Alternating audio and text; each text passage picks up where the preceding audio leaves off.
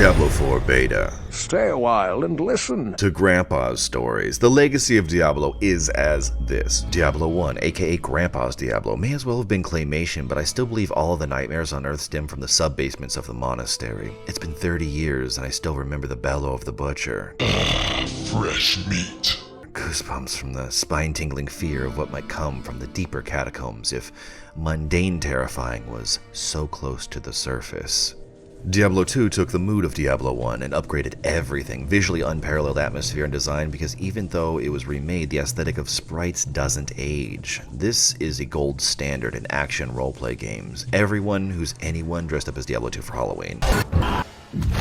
Diablo 3 was born of World of Warcraft, and it felt like the developers forgot it was supposed to be a separate game. Polished, yes, but all the new mechanics were stolen from somewhere else, and what wasn't was a full step in the wrong direction. Never forget the broken economy because of Blizzard's bumbling that went so far as even introducing a real cash dollar money shop to blatantly pay to win.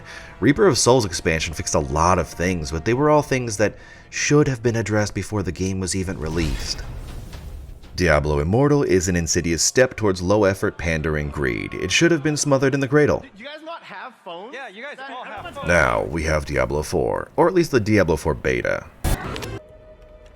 Top 5 time, bitch. Right off the bat, the art style is fresh Diablo 2, no gimmicks. The grimdark is back. It's not beautiful in the sense there's crazy light effects or puddles in the stonework splashing when you explode demonic viscera about. It's designed to be serviceable for low-end video game systems, not as low as the Nintendo Switch, but that's a console for children. That being said, what matters here is the art style, which is as it should be. Bleak. The violence is expert. There is a substantial impact for every blow. The sound engineering is top-notch to back up every swing of a mace or splash of a spell. The game sells power fantasy without becoming an obnoxious JRPG laser light show to compensate for dry combat mediocrity. The world and your characters are grounded, which feels good when things get wild because it doesn't completely fall apart by Team Rocket blasting off again. The character customization is nice, but the post-character creator options are money. It's easy to change the aesthetic of your armor, and you can even strip down and rebuild your gear to address stats and bonuses. It's even easier to customize players' skill builds. On the fly, if a character build isn't working for you, you can, at any point, rebuild your character from the ground up and completely change your strategy. I don't know why they bother to tax you for it, but the allowance of freedom to prune the skill tree and re-imbue abilities is how games like this should always operate. Permanent choices on experiments should be illegal. The game is open world, untethered to the narrative. You're free to go in whichever direction you want. The overworld is full of other players, public events, things to collect, with both scripted and semi-random happenings sprinkled along the way. The story areas and dungeons are instanced to preserve the narrative beats for your playthrough, but you can still bring your friends, or choice strangers if that's what you're into. I'm glad to see these corrupted strongholds that need to be reclaimed become points of conflict on an ongoing basis. I mean, it's easy to appreciate there's always something to get into that doesn't always involve being corralled into the next linear story area. The best part of this game for some will be that it's simply easy to pick up and play. In the hands of a novice or a veteran, this game is intuitive and frictionless. There is a remarkably low skill ceiling that will raise every time your character levels up as the world levels up with you and becomes more dangerous. At the same time, the character's skill set and playstyle will become more complex. This will help keep the game engaging, but you aren't diving straight into the deep end from the jump. If you are a veteran, you know the real game starts when the story is over, so we'll see if Blizzard learned how to build a satisfying endgame without the need for an expansion, which would be a first for them. Speaking of which, this isn't a tug job, so let's address the worrying aspects.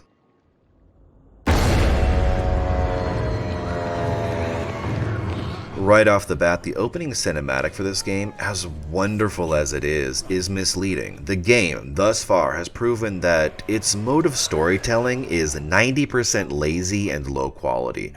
Not the writing, mind you. The voices are mid at best, but the real issue is that I find there are too few cinematic camera movements to enhance scene storytelling. Now what does that mean? It means clicking on a character and listening to their monologue is storytelling from the Diablo 1 era. I can only remember 5 times off the top of my head where the storytelling was elevated with camera movement or with a cutscene, and that's it. I'd expect this from an indie studio, but from a supposed AAA studio? Dog shit. Hope you nerds saved a dime by not lip syncing. Square's over there ugly laughing at you. I have witnessed such pleasure.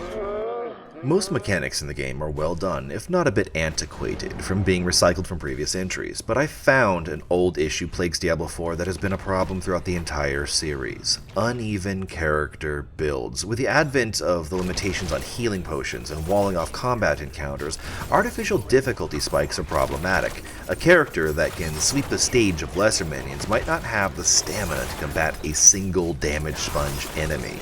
My hit-and-run rogue that specialized in using traps and arrows who never died once got curb-stomped a half-dozen times by a big stupid boss goat.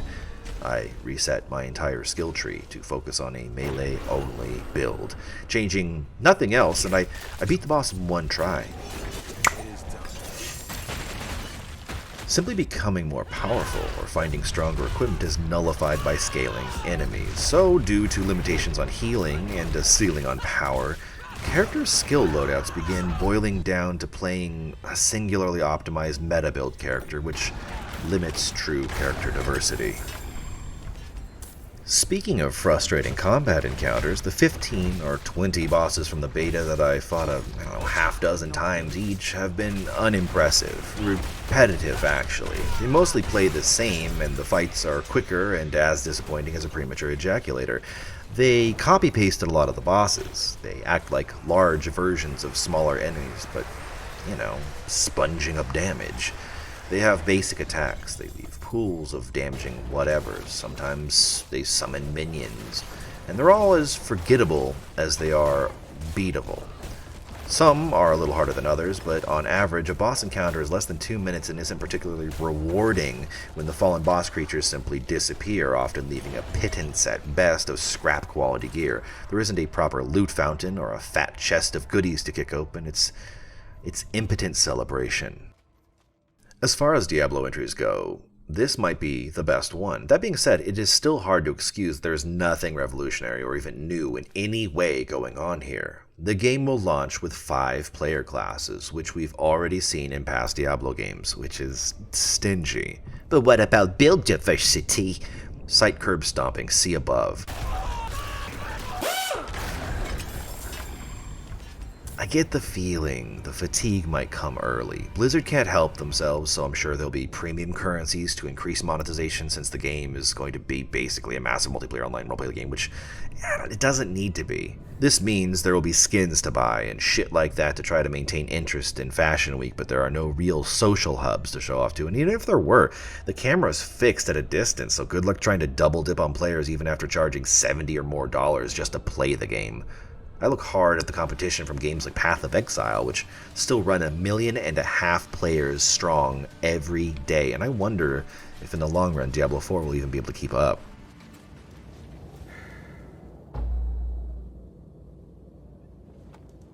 Fail! Wow! In case it's not blatantly obvious, I have nostalgia for Diablo, and I'll toss 100 hours into the flames of hell, but the lack of depth here is real. The fear is that Diablo IV could be the game equivalent of tumbling bricks in a laundry machine. Dull, but entertaining enough to watch till it falls apart. This game might be a mile wide, but it looks to be a thumb deep, never engaging your mind or sparking any interest in anything beyond, well, who's gonna catch these hands next? So the roundup here is that the game is fun enough for the average to sink a few dozen hours into, trying out different skills, searching for new gear, and I imagine most players will try a few characters, pick one, and beat the game once. I worry from the time I spent completing the first chapter that we will get bored if there isn't more going on. I'm not 13, with all the time in the world to burn on dumb shit because I have no options. Likely you aren't either. There are too many other games vying for our time. I don't want the game watered down for any reason, especially to scrape the gutters for lower specimens to fill the game's ranks. It's short-sighted. This is a mature rated game. We deserve well-crafted mature gameplay and plot to match this grim dark world. It shouldn't be too much to ask for the horrific stories of the meanderings of a man whose soul is being taxied by a devil and the hellgate that he opens unwittingly. Let's see some expectations get subverted for the better. Let's have the high demon Lilith become more than Angelina Jolie playing Maleficent, leaving copy-pasta monsters in her wake. We shouldn't tolerate mediocrity that deflates the depth of possibilities. You're an adult, gearing to play a game for adults. Diablo has a strong legacy built by one of the biggest, baddest game studios in the world. I want this shit to be dope. It definitely can be, I hope that it is.